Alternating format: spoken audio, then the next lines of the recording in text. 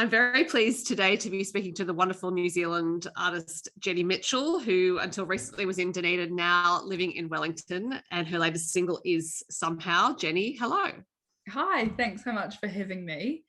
It's a great pleasure because I'm a big fan of your music, and it is lovely to have new music from you in this new single. I know you released a single last year, but it's been almost 4 years, I think, since your last album. So always happy to have a new song. Could you tell us a bit about the background to Somehow?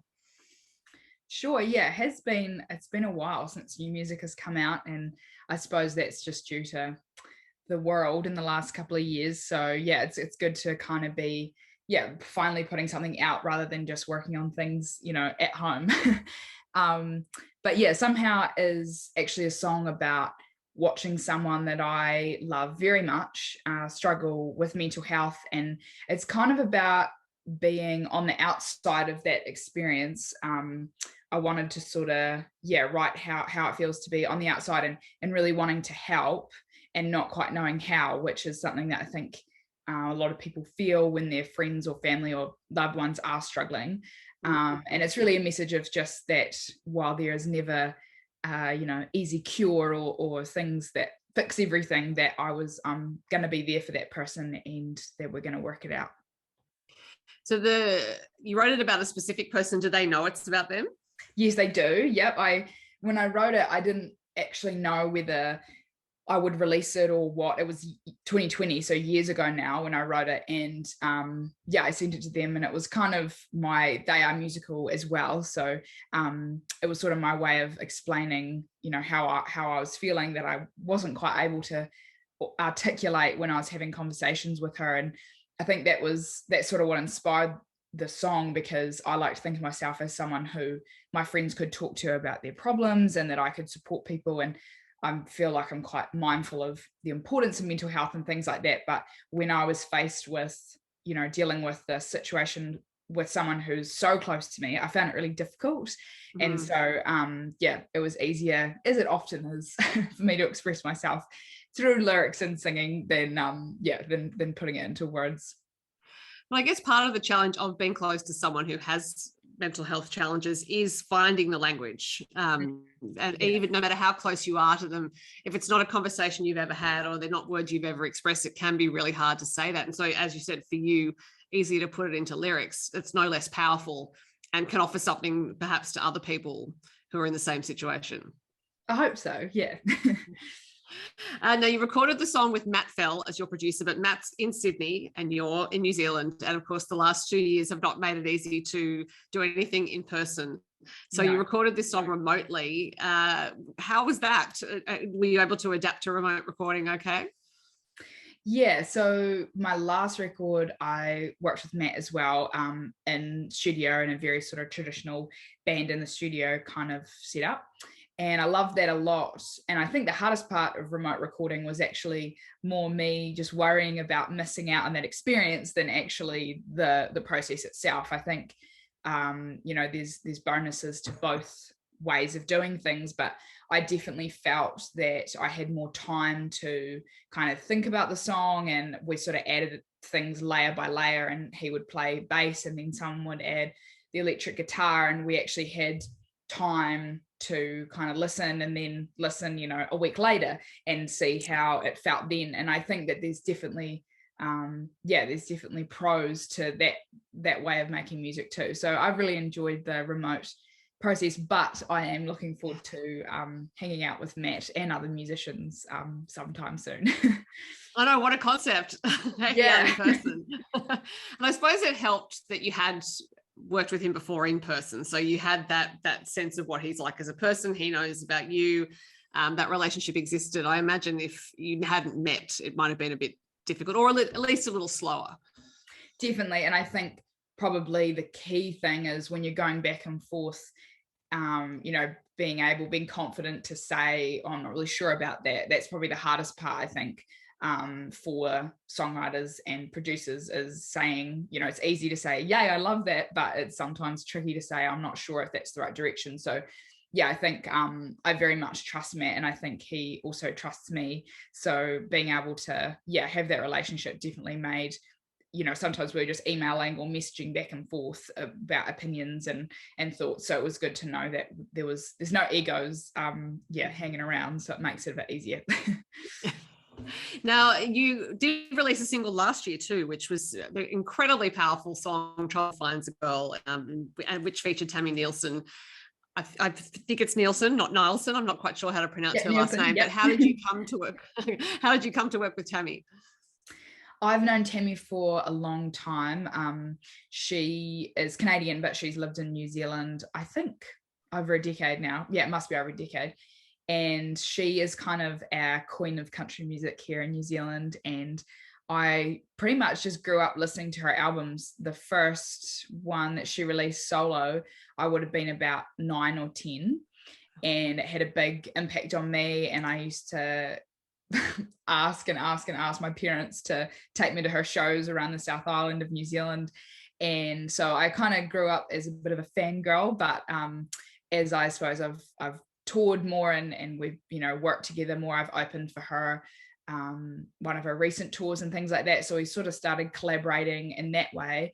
And I always, have wanted to write with her. I just love her songwriting and the way that she tells stories. So the story of Trouble Finds a Girl is one that I've tried to tell for a while, and I've attempted a few songs and just couldn't quite get the message right. And so when I had the opportunity to work with Tammy, I knew that that was meant to happen, and brought the idea to the table, and pretty pleased with how that one turned out. Yeah, it's got a powerful central concept to it, and I think the way you thread that through the song, so that there is a story there and there are layers building, and the way you deliver it so powerfully, the two of you, it has such a big impact. And that carries through to the video that you released actually quite recently, which featured your sisters and some other people. Has there been a good reception to the video? Yeah, that project, creating the video, is probably one of my favorite projects that I've ever been part of. And once we wrote the song and recorded the song, you'll hear at the end of the track there's sort of a choir of voices, and that's got a bunch of musicians, some from New Zealand, and features Australia's Fanny Lumsden, who's another wonderful woman I love to work with. And once I heard that, I thought, wow, it'd be so powerful if we could get a visual of that happening at some stage.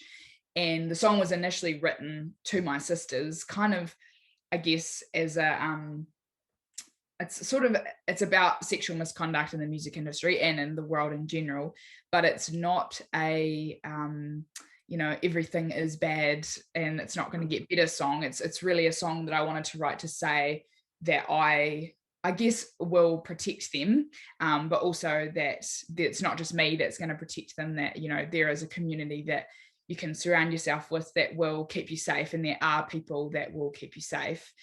And so having the group at the end of the video come in, there's a whole bunch of people, not just musicians but managers, and there's the dancer who featured in the Somehow video came along, and there's audio engineers and a bunch of musicians and artists and a poet, and my mum's there as well. And so it was really awesome to have them. They sort of come around us in a circle and join my younger sisters and Tammy and I. And I couldn't really think of a better way to kind of create a visual for that song. So it was so powerful being in the room and being part of it. Pretty powerful to release it and see so many people share it and relate to it. So yeah. That dancer you mentioned, Natalie Exeter, as you said, was in the Somehow video, and that's just the two of you in that. And I was reading that you filmed it like way after midnight in a venue in Dunedin, and I thought that must have been kind of not spooky, maybe spooky, I don't know, but certainly an unusual time of day to be doing it. Yeah, we kind of needed the darkness a little bit for it to work. So we rehearsed most of the afternoon. Natalie and I went to university together, and so she sort of worked on her she choreographed her whole routine and she did all that, and then she came in, she did most of the work. I think I was tired by the end, but she was literally dancing almost the whole time we were there, and we were there till I think it was like 2:30. We were finally packing out of the venue, so it was a bit weird. And by the end of the shoot, you're always really sick of hearing the same song again and again and again. you feel a little bit like you've lost some of your mind. But just love the way that the team kind of put all that together. And Natalie just did such an awesome job of portraying that, because when I decided to do a music video for it, it was hard to find. I knew that I wasn't going to be the center of that song, because I really wanted to show that whole idea of like watching from the outside in. And so, I just thought Natalie did such a good job of kind of portraying how that might feel. Now, as I mentioned, your sisters were in the video for Trouble Finds a Girl, and it's not the first time you've done something musical with them, because they appeared on the Grainstore Sessions EP with you and your father, which was released, I think, 2020. So did you all grow up playing together? Yeah, so Dad sort of started us all, started our love of music, and he very much is a traditional country man and listens to Hank Williams and George Strait and Dolly Parton and people like that. So that was sort of our musical upbringing, along with a really strong influence from like the Tamworth Country Music Festival scene and the general Australian country scene. I was like, and still am, big fan of artists like Shane Nicholson and the McClymonts, and mum and dad used to go over to Tamworth when I was quite young, and I remember being so excited about what CDs they would bring back. And so that sort of started my connection to Tamworth. And then I started going over there over 10 years ago now, and have gone back pretty much every festival since. So I feel really connected to the Australian scene, and lots of those albums have been a big impact on me. So we've always grown up singing, and mostly just around our hometown and our home region. And then when we recorded the Grainstore Sessions, that took us all around New Zealand, and we did a tour, which was just so awesome, because I don't know, it's more fun, I discovered, to be able to kind of share that world with people that I like hanging out with, but also that Nicola and Megan, my sisters, hadn't seen lots of New Zealand, and so to be able to kind of take them on a bit of a road trip was pretty fun. Do you have a shorthand as performers because you're siblings? You don't need to explain things, or can you just do it with a wink and a look? I think so. Yeah, I think this is our first kind of like official touring, that tour was, but we've always played a lot at home, and so there is definitely kind of an intuition, and I think there's definitely a twin thing going on as well. I don't know if I'm quite as tapped into it as they are, but they certainly know. It was quite amazing watching them kind of develop. In the first set of shows, they were quite nervous because they hadn't really done a lot of shows that are very much like sit down and listening audiences, and that was quite scary. And then by the end, they were like, telling jokes and telling stories on stage, and just became amazing players. Like they really learned how to step forward and step back and things like that. So that was really cool. A cool big sister moment. And your own involvement in music has gone on for most of your life. I was reading your first performance was when you were 4, so I imagine you can't remember a time before music. But you also, at the age of 14, went into New Zealand's Got Talent, which is not just a competition, but a TV show. That's a big commitment. So what prompted that decision to go into that show? I think probably like lots of singers, or just, young people around that age, had always watched Got Talent and X Factor and things like that, and thought it looked really awesome. And I loved the idea of playing my own songs with like a band, because that was something I hadn't done before. And so the idea to be on, I guess, like a big stage and get to play with a big band was always looked sparkly to me, I guess. And so I auditioned, and had actually a really good experience. I know lots of people have mixed emotions about those shows, but I met some really cool people, and it taught me a lot about sort of standing up for the kind of, I don't know, artist that I am, I guess, because at 14, I didn't really probably think about it the same way I would now, but I was really concerned about, I'd never had a stylist before, and haven't since actually, but that we had the stylist, and so they, had an idea of how I should dress and what I should do. And I think that was the first time, that I'd ever had that experience. And so I learned how to say, well, no, I'm not going to wear that, or no, I'm not going to sing that song, or whatever the decision was. And at the time, I was more concerned about like, what are my friends going to say at school, or, stuff like that. But actually, it was the beginning, I think, of me understanding, I think often you know in your gut when something is wrong. It's sometimes hard to know, like, oh, is this the right path? But if something comes up that's wrong, you just get that feeling. It's like, that's not me, that's not right. And so I think that taught me a lot about, just following my gut and saying, no, I don't want to do that. And I think that served me well. Well, and particularly to learn it from that age, it's an age when so many people in their teens are still trying to work out what they want and what they should do, and if they do think they know, not standing up for it. Yes. So I imagine there was a certain amount of bravery involved in doing it. Yeah, and also, it was scary, and I had my dad there with me most of the, actually all the time. Mum came up for the kind of big show moments, but dad spent the weeks up there with me. And dad is a wonderful person, but he wouldn't be someone to kind of rock the boat, I guess. And so I'd be like, I'm not doing that, like getting real stressed, and like, oh, I'll be all right. And I'll be like, it's not all right. So it was kind of funny having that experience too. I think we learned a lot about each other. And shortly after recording all the shows and everything, I had all these opportunities come up, just sort of off the wave of that. And that led me to crowdfunding my first record and recording that album. And I was still only 15 at the time. And that was such a important time for me, because once again, I was faced with being in this room of people that, are all older than me, all know lots of things probably about music that I don't. And it was just such a formative experience really for me to work out, actually, I don't like that. And working out even just the language of how to say, I don't think that's the right direction, or, things like that can be quite scary. So that album is definitely kind of just a snapshot of time. And I don't play a lot of the songs that are on it anymore, but I'm very grateful for that experience, because I feel like it's made me much more confident in the studio, and made me better at standing up for what I want. I should say that album is called The Old Oak. And listening to you speak about it, at that age, you not only had to have the songs and record it, but essentially you became a small business person as a teenager, because you started to run the small business of your music.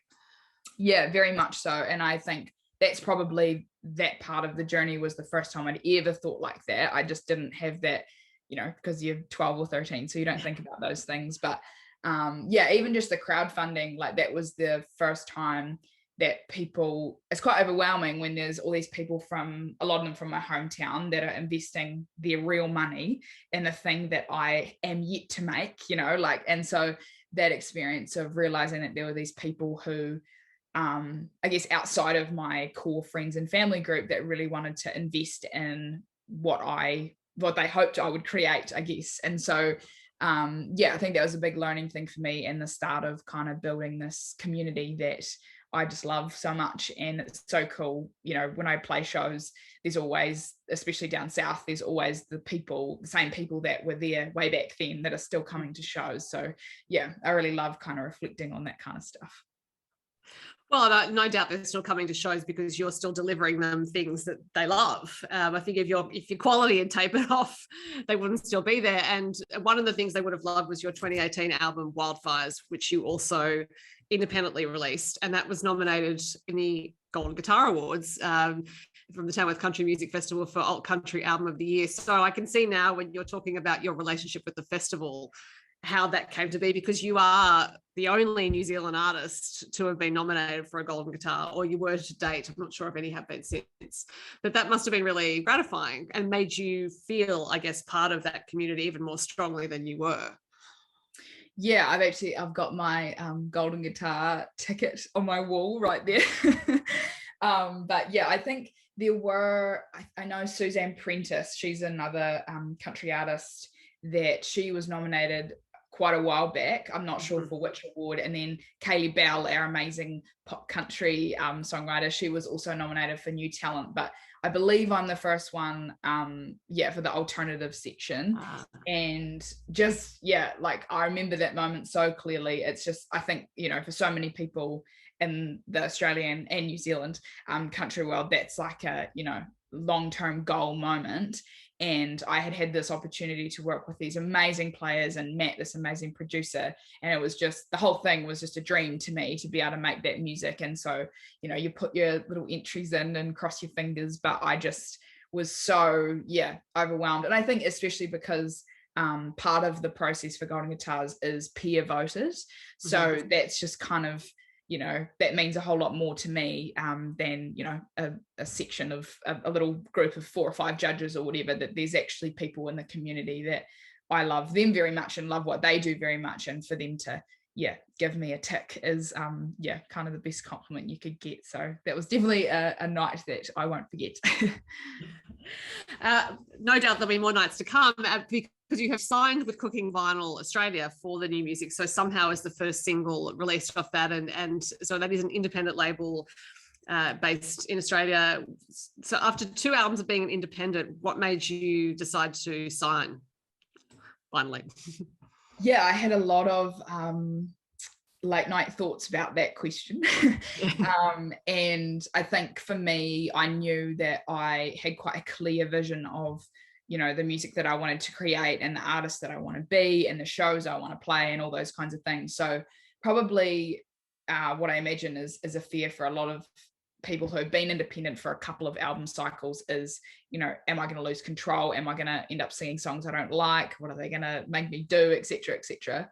And so I did explore some different label options, and Cooking Vinyl also work with Fanny Lumsden, who I've toured with a lot and am lucky to call a friend and mentor very much so. So I knew that they sort of understood her DIY approach to music. And just after meeting with Lee and later on meeting Jack, who's kind of my right-hand man now at the label, just realized that they were really keen to just support my vision and support what I was doing. And that's the kind of team that I wanted to create. And they just are so open to talking about whatever ideas I come up with, which is just awesome. And they also throw great ideas back at me. So it's a really exciting experience working on new music and releases and actually having people to ask, you know, and brainstorm with, rather than me just talking to myself all the time. So I really am so proud to be part of their family, and excited for what is coming up this year. And you mentioned Fanny being a mentor for you, but you mentor high school students. So you teach songwriting and performance in high schools across New Zealand. How did you start doing that?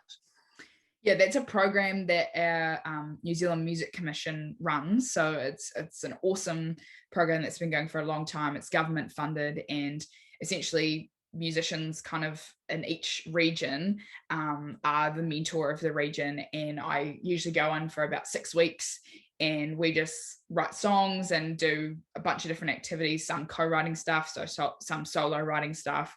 I'm quite passionate about getting that co-writing stuff happening because I didn't have any exposure to it for a long time.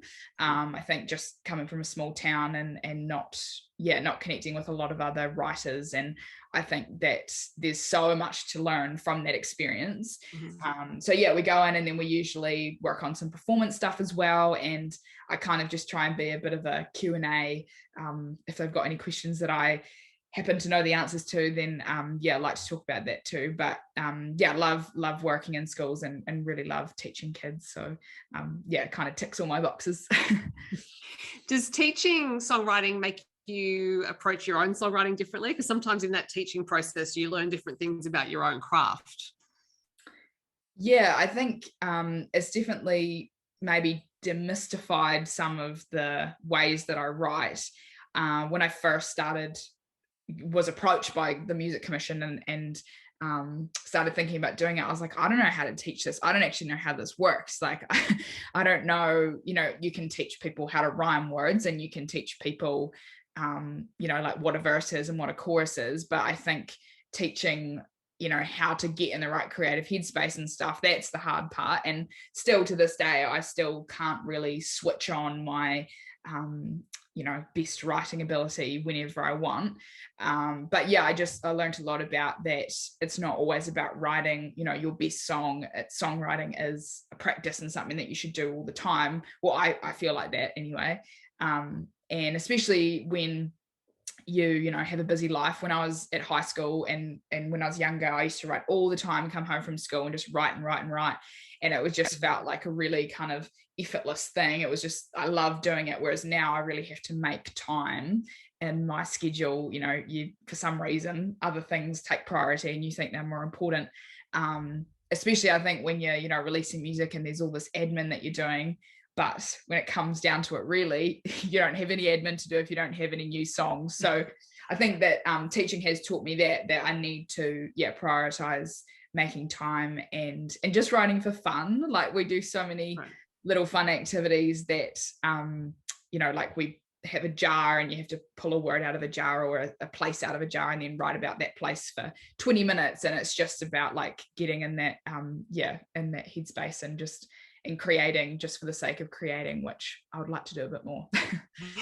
I know it is hard, isn't it? Because yes, the songs you're writing are the core of your business, yet there are these cycles now that you have: writing, recording, releasing, touring, and it does mean that creative side can be so very different to what you started with.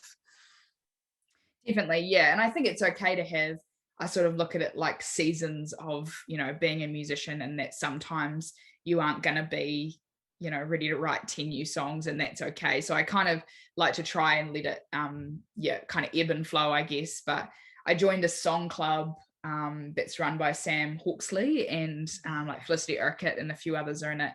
And I'm not actually in it at the moment. I keep going in and out because I am terrible and can't commit to the every week song. But they send out a prompt on a Friday morning, and then by the next Thursday you have to submit your song with your lyrics and a little recording of it.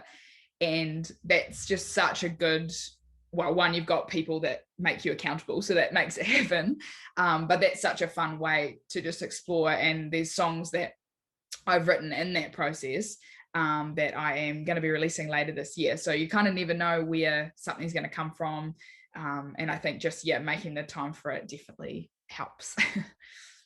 So now that borders are inching open between your country and ours, are we going to see you here soon?